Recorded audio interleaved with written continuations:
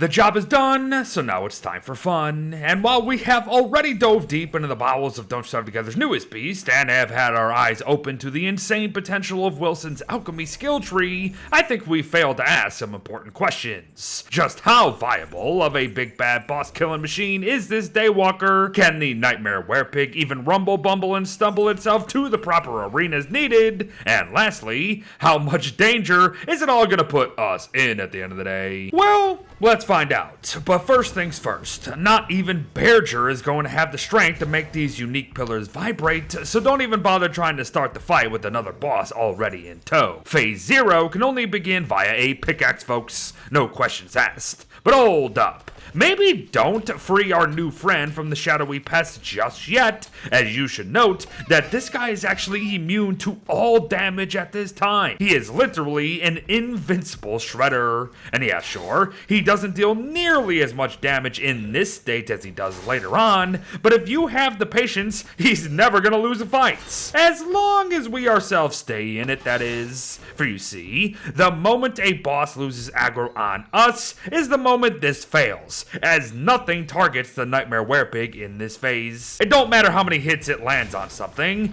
the aggro mechanics at play ruin many possibilities here. And spoiler alert, such issues are gonna persist all frickin' day in every fight. But before we get to said bounce, one last thing needed to be confirmed, and sure enough, it was! The Nightmare Werepig can and will follow us darn near anywhere, just as long as we give it something to chase. So then, it's on to the main event. Yes, no, folks, this won't be working anywhere near as close to and as easy as the previous boss-on-boss methods out there, so I want to make sure we all know everything prior to attempting what's to come. This guy has a tendency to run away from most fights, especially the ones he wins, of course, in hopes of returning home and healing. And that's good, right? He's gonna be in tip-top form for another fight later on. And while there is some truth to that, actually getting him to target something that isn't us is an absolute nightmare. Pun intended. Some situations are gonna be easier than others. However, know that we draw his attention far more than any other furry friend out there, and if he targets us, it's over. His own mobility is also gonna give us a headache as we go to handle him too, as sometimes he's gonna run himself out of a fight by getting too far away from an arena, or by ramming into a mob that will easily die by his hands after it hits him before the boss lands another hit, which results in him instantly dropping all aggro on everything, meaning the fight is annoyingly, if we're not around to gain his aggro back, and thus get him back into the fights. Yeah, I ain't gonna lie to ya, this is a tough one to recommend, because in doing what I just said, you're gonna put yourself in even more danger than you were in when you initially got him into a fight, so it's just a constant, painful cycle. Even if the guy can easily win once he is in a proper fight,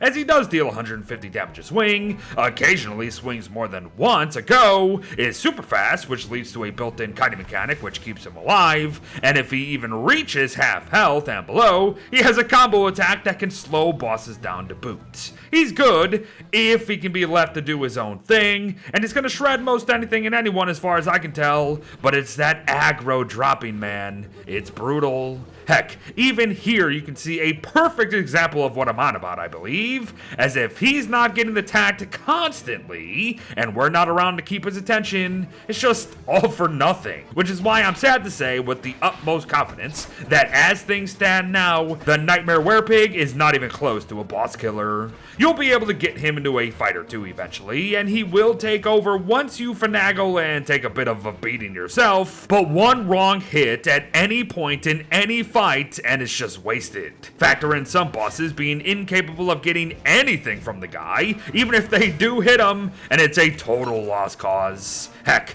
not even the twins, the bosses that aggro onto everything, will be able to keep his attention. Yup. It's bad, folks. Typically, these boss versus bosses videos give us a bit of hope at the very least, but this one is completely toast. He won't even target the shadow pieces, and he's gonna enrage claws each and every time, which is gonna kill him each and every time, and chances are, any of the C bosses are completely off the table. Still don't believe me as you're holding out hope for our new friend? Stop, because the guy can't even get on a boat without a teleport, meaning he can't even reach any ocean-based boss without teleports himself. ourselves, and even if he does, all the problems are still gonna persist, and lo and behold, he still even dies the phase 1 of the Celestial Champion for Pete's sake, which is the easiest one. So yeah, it's a big yikes, everyone. This was a total failure of a test, and you didn't even see the constant failing needed to even start any of these bouts. His aggro mechanics are unique, sure, but they're pure trash in this case. But thanks for watching, folks. Well, wish it to all. Don't try this at home, and I'll see you in the next one. Bye-bye.